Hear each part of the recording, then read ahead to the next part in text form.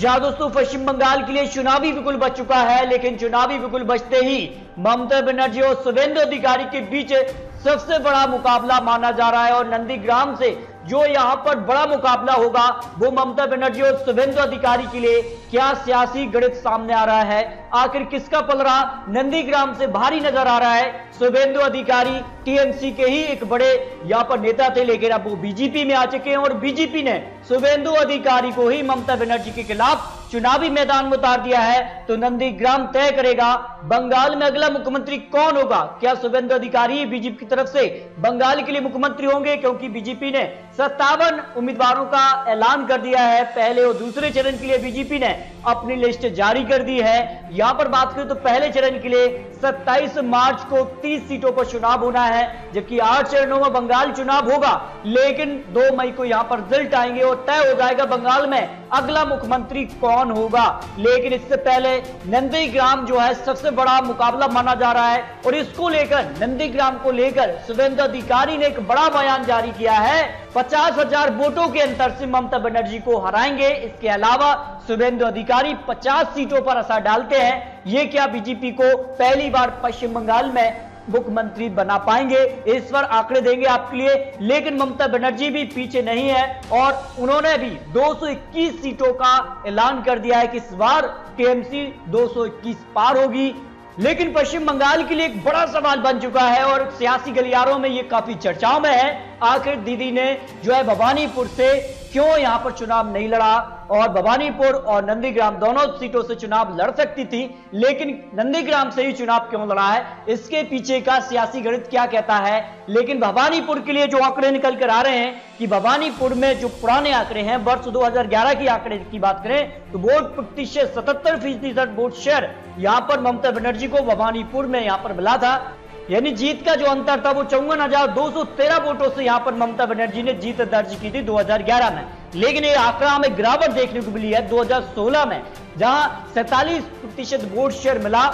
211 सीटें हासिल करने के बावजूद यहां पर ममता बनर्जी को भवानीपुर में 47% वोट शेयर मिला और उनका जीत का अंतर 25,301 वोट रह गया। यानी 20% यहां पर जो परसेंटेज था उसमें गिरावट देखने को मिली है। और अब जानकर ये मानकर चल रहे हैं कि ये कहीं ना कहीं भवानीपुर टीएमसी को यानी ममता बनर्जी को झटका हो सकता था। लेकिन ममता बनर्जी का साफ तौर पर बयान जारी है कि वो कहीं ना कहीं नंदीग्राम जो कि शुभेंदु अधिकारी यहां से दम भर रहे हैं और शुभेंदु अधिकारी का जो एक मेन यहां पर जो सीट है, जो क्षेत्र माना जाता है, उसको यहां पर कमजोर करने के लिए ममता बनर्जी यहां पर चुनावी मैदान में उतरी हैं। बता दें नंदीग्राम के लिए दूसरे फेज में यहां पर चुनाव होना है, अप्रैल में चुनाव होगा और यहां पर नंदीग्राम में शुभेंदु अधिकारी ममता बनर्जी के बीच ये सबसे बड़ा मुकाबला होगा और ये तय करेगा पश्चिम बंगाल में किसकी बनने वाली है सरकार। इसके पीछे का भी गणित आपको यहां पर दिखाते हैं। देखिए यहां पर बात करें शुभेंदु अधिकारी का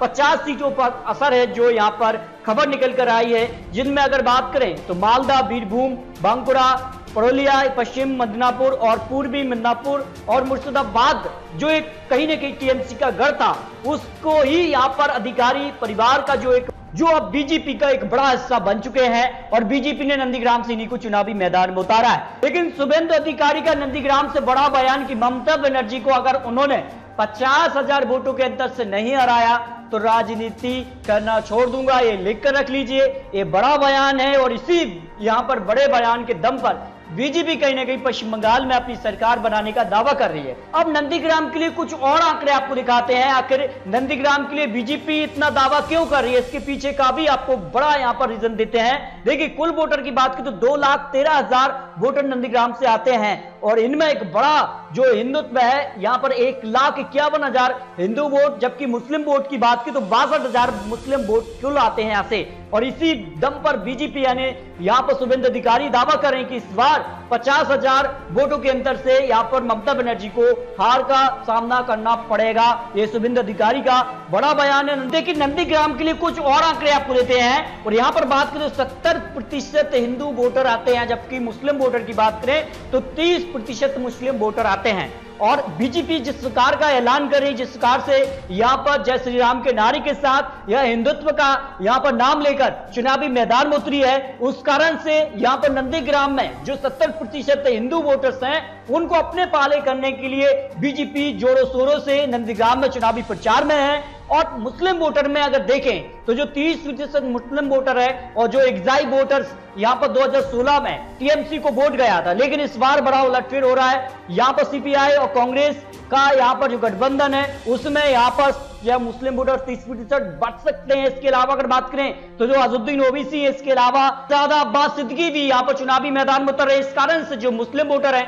उसमें बिखराव हो सकता है और उसका सीधा फायदा बीजेपी को यानी नंदीग्राम में यहां पर शुभेंदु अधिकारी को मिल सकता है और यहां पर शुभेंदु अधिकारी का पलड़ा भारी नजर आ रहा है नंदीग्राम से जो आंकड़े बन रहे हैं। इसके अलावा अगर बात करें तो टीएमसी ने बड़ा उलटफेर किया। इस बार मुस्लिम उम्मीदवार 42 उम्मीदवारों को टिकट दिया, जबकि महिला उम्मीदवारों को 50, अनुसूचित जाति से यहां पर 79, अनुसूचित जनजाति से 17, वहां की ओबीसी और यहां पर सामान्य वर्ग के लिए यहां पर टिकट दिए हैं। इसके अलावा ममता बनर्जी ने पूर्वी मिदनापुर में ये नंदीग्राम आता है। नंदीग्राम का वोट गणित की बात करें तो विधानसभा चुनाव 2016 में यहां पर 66% वोट शेयर जो है वो टीएमसी को मिला था, जबकि लोकसभा में 62% वोट शेयर 2019 में मिला।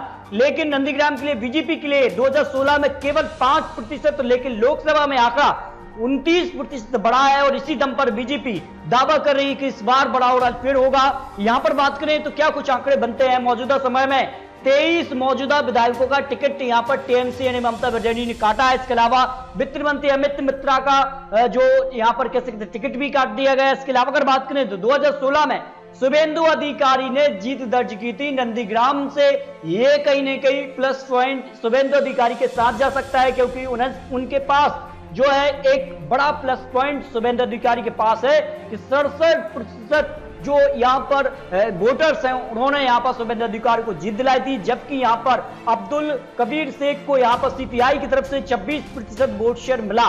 लेकिन अब शुभेंदु अधिकारी बीजेपी में आ चुके हैं, दावा कर रहे हैं कि इस बार वो कहीं न कहीं नंदीग्राम में एक बड़ी जीत की तरफ बढ़ेंगे। इसके अलावा कुछ और आंकड़े आपको देते हैं। 2019 लोकसभा चुनाव के दौरान यहां पर विजेता यहां पर शुभेंदु अधिकारी के भाई दिव्येंदु अधिकारी, ये माना जा रहा है कि दिव्येंदु अधिकारी भी बहुत जल्द बीजेपी में आ सकते हैं। उन्होंने यहां पर 50% वोट शेयर मिला, जबकि यहां पर सिद्धार्थ शंकर नास्कर जो बीजेपी को 36% और तीसरी पोजीशन पर जो है सीपीआई रही, लेकिन 9% वोट शेयर रहा। यानी लोकसभा चुनाव और विधानसभा चुनाव को मिला लिया जाए और जिस प्रकार का माहौल बना है और जिस प्रकार के आंकड़े शुभेंदु अधिकारी के साथ है, यानी नंदीग्राम में बड़ा उलटफेर हो सकता है और शुभेंदु अधिकारी कहीं ना कहीं थोड़े से भारी नजर आ रहे हैं। जो आंकड़े रहे हैं जो उनके पास प्लस पॉइंट की वो 2016 में यहां पर जीत चुके हैं, लेकिन अब वो बीजेपी में आ चुके हैं। तो तृणमूल कांग्रेस क्या 2016 की तरह ही 211 सीटों के पार हो पाएगी या नहीं, ये तो आने वाला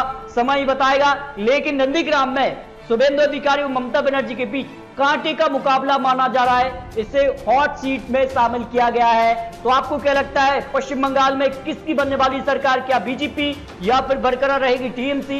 इस पर अपनी राय कमेंट बॉक्स में रखिए और इसी प्रकार के लेटेस्ट और महत्वपूर्ण जानकारी पाने के लिए अभी चैनल को सब्सक्राइब कीजिए। तो दोस्तों मिलते हैं और सटीक जानकारी के साथ, तब तक के लिए जय हिंद, जय भारत।